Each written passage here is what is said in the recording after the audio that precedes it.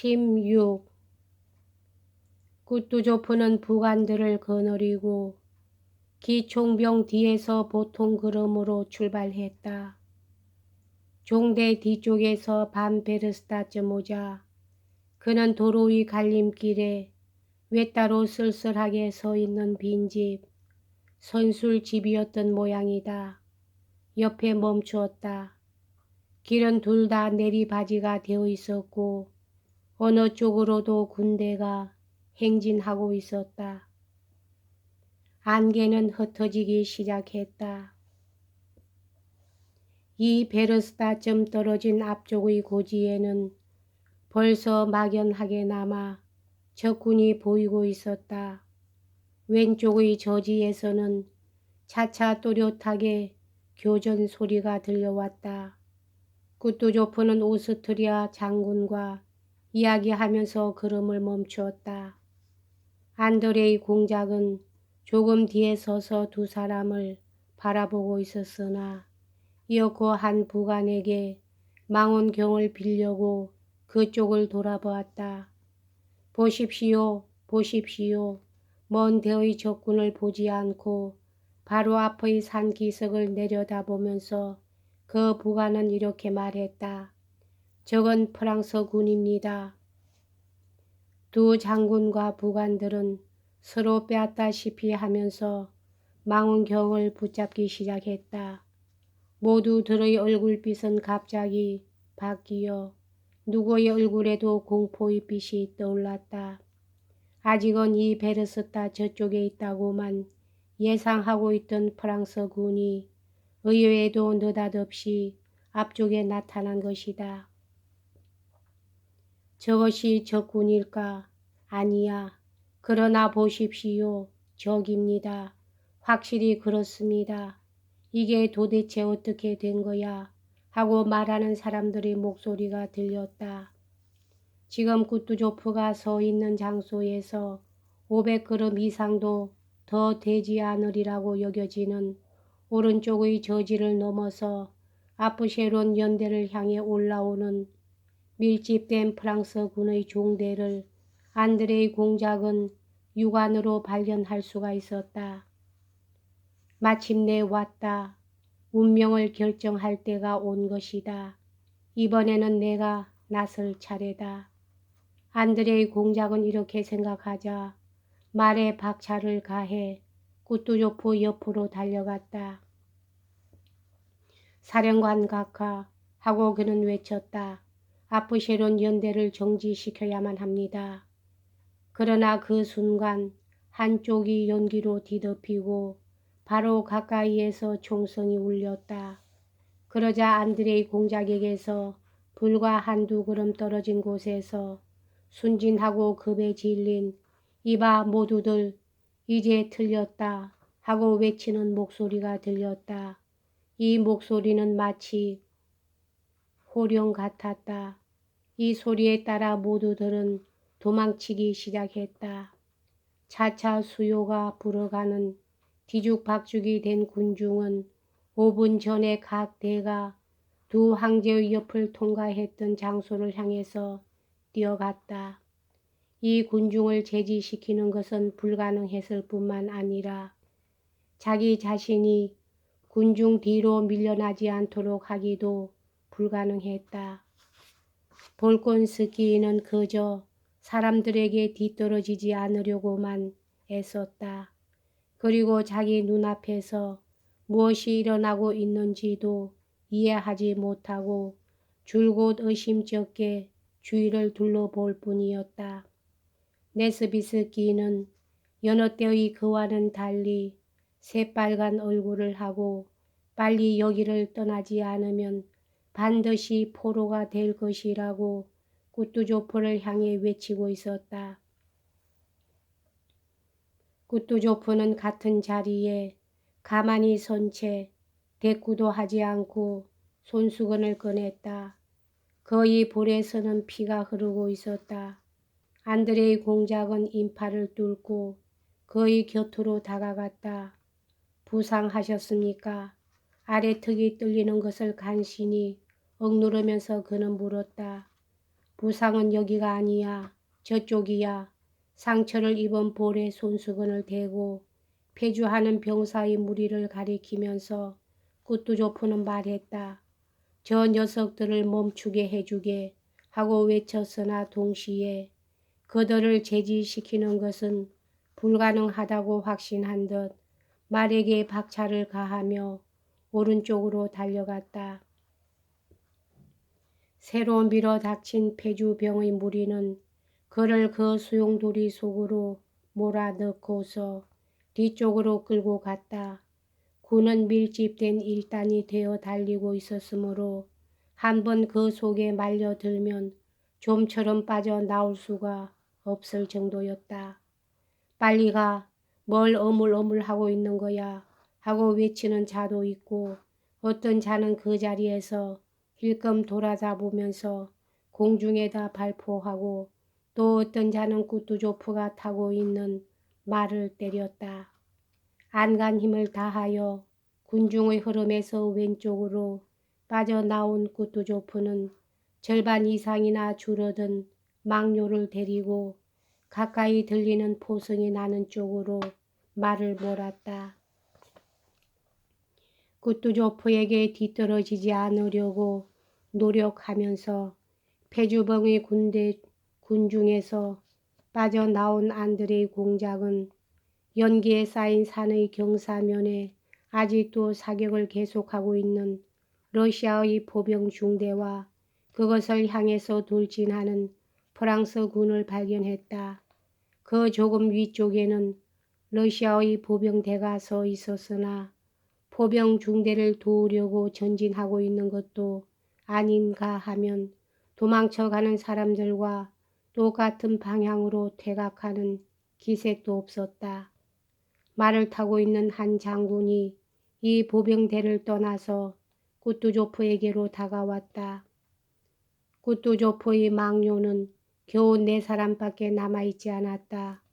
모두들은 파랗게 질린 얼굴로 말없이 서로 눈짓을 하고 있었다. 저 비겁한 녀석들을 정지시켜주게 하고 폐주병들을 가리키면서 꾸뚜조프는 헐떡거리면서 연대장에게 말했다. 그러나 그 순간 마치 이 말에 대한 버리기라도 한 듯 작은 새떼처럼 총탄이 꾸뚜조프의 망료와 연대를 향해 윙윙 소리를 내며 날아왔다. 프랑스군은 포병 중대를 공격하고 있었으나 꾸뚜조프의 모습을 보자 그쪽으로 총구를 돌렸던 것이다. 이 일제 사격과 함께 연대장은 한쪽 다리를 붙잡고 수명의 병사들이 쓰러지고 군기를 들고 있던 소위보는 군기를 손에서 놓쳤다.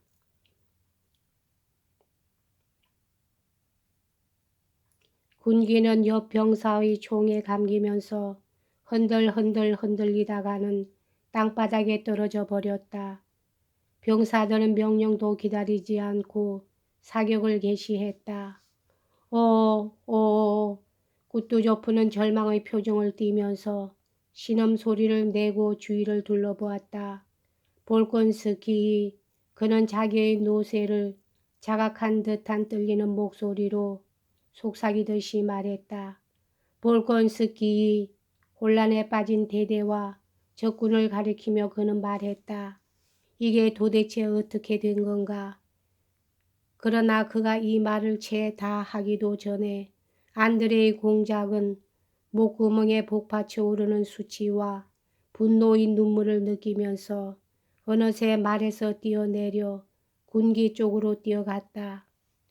전원 전진 하고 그는 어린애처럼 쨍쨍 울리는 목소리로 외쳤다. 드디어 왔다 하고 안드레이 공작은 군기의 자루를 쥐고 분명 그를 겨냥하고 퍼붓는 듯한 탄환의 울림을 흐뭇하게 들으면서 생각했다. 수명의 병사가 쓰러졌다. 우울하 무거운 군기를 간신히 두 손으로 쥐면서 안드레이 공작은 외치고 대대 전부가 자기 뒤에서 뛰어올 것이라는 자신을 품고 앞으로 달려갔다. 아닌 게 아니라 그가 독주한 것은 불과 몇 걸음에 지나지 않았다. 한 사람 또 한 사람 병사가 움직이기 시작하자 이윽고 대대 전부가 우라 하는 외침과 함께 앞쪽으로 뛰어가서 그를 뒤따랐다. 대대의 하사가 달려와서 안드레이 공작 손에 잡힌 무거워 휘청거리는 군기를 받았으나 곧 쓰러져 버렸다. 안드레이 공작은 또다시 군기를 움켜쥐고는 질질 끌면서 대대와 더불어 치달렸다. 앞쪽에서 그는 우군의 포병대를 보았다. 그 가운데의 어떤 자는 전투를 계속하고 있었으나 어떤 자는 포를 내던지고 이쪽으로 달려왔다. 그는 또 포차의 말제가를 잡고 포를 회전시키고 있는 프랑스 보병들도 보았다. 안드레이 공작과 대대는 벌써 포대에서 20걸음의 거리에 있었다. 머리 위에서는 끊임없이 탄환의 울림 소리가 들리고 전후 좌우에서는 줄곧 병사들이 신음소리를 내며 쓰러져 갔다. 그러나 볼콘스키는 그들을 보려고 하지 않았다. 그는 다만 앞쪽의 포병 중대에서 일어나고 있는 것만을 주시하고 있었다. 모자를 옆으로 비스듬히 쓴 빨간 머리털의 포수가 한쪽에서 프랑스 병이 잡아당기고 있는 포의 세간을 죽을 힘을 다해서 반대쪽으로 잡아당기고 있는 모습도 또렷이 식별할 수가 있었다. 분명 자기네가 뭘 하고 있는지 모르는 것 같은 이들 두 사람의 넋을 잃은 듯한 동시에 노기에 찬 얼굴의 표정까지 그는 확실히 볼 수 있었다. 저 녀석들은 뭘 하고 있는 것일까 하고 안드레이 공작은 두 사람을 보면서 생각했다. 어째서 저 빨간 머리털의 포수는 손에 무기도 들지 않은 주제에 도망치려고 하지 않는 것일까? 어째서 프랑스 병은 저 빨간 머리털을 찔러 죽이려고 하지 않는 것일까? 여기까지 도망쳐 오기도 전에 저 프랑스 병은 총검을 갖고 있음을 생각해내고 저 녀석을 찔러 죽여버리겠지. 실제로 다른 한 프랑스 병이 총을 들고 다투고 있는 두 사람 옆으로 달려왔다. 여전히 자기를 기다리고 있는 운명을 깨닫지 못하고 의기양양하게 세간을 잡아 뺀 빨간 머리털의 포수의 운명은 이것으로 정해졌을 것이다. 그러나 안드레이 공작은 그 결과가 어떻게 되었는지 보지 않았다. 마침 바로 옆에 있는 병사들 가운데 누군가가 단단한 막대기로 힘껏 그의 머리를 후려친 것처럼 그에게는 그렇게 생각되었다. 머리를 세게 얻어맞았다. 그는 조금 아팠으나 그보다는 도리어 불쾌했다. 왜냐하면 그것은 이 아픔이 그의 주의를 산만하게 하여 구경하고 싶었던 것을 보는데 방해가 되었기 때문이었다. 이건 어떻게 된 것일까? 나는 쓰러지고 있는 것일까? 어쩐지 다리에 맥이 없군. 안드레이 공작은 이렇게 생각하자 갑자기 뒤로 벌렁 넘어지고 말았다. 그는 프랑스 병과 포수의 쟁투 결과가 어떻게 되었는지, 빨간 머리의 포수가 죽음을 당했는지 어떤지, 포는 빼앗겼는지 구제되었는지 그걸 볼 생각으로 눈을 떴다. 그러나 아무것도 보이지 않았다. 그의 머리 위에는 더 높은 하늘, 맑게 개지는 않았지만 역시 헤아릴 수 없을 만큼 높은 하늘과 거기에 유유히 흐르고 있는 잿빛 구름 외에는 아무것도 없었다. 어쩌면 이렇게도 조용하고 평온하고 엄숙할까? 내가 달리고 있던 때와는 전혀 딴판이 아닌가 하고 안드레이 공작은 생각하였다. 우리들이 뛰기도 하고 외치기도 하고 싸우기도 하던 것과는 전혀 판이하다. 그 프랑스 병과 포수가 저기에 불타고 공포에 질린 낯으로 서로 세간을 잡아당기고 있었던 것과는 전혀 다르다. 이 더 높고 끝없는 하늘을 흘러가고 있는 구름은 전혀 다르다. 어째서 나는 여태까지 이 높은 하늘을 보지 못했을까? 그러나 이제 간신히 그것을 깨달은 나는 얼마나 행복한가. 그렇다.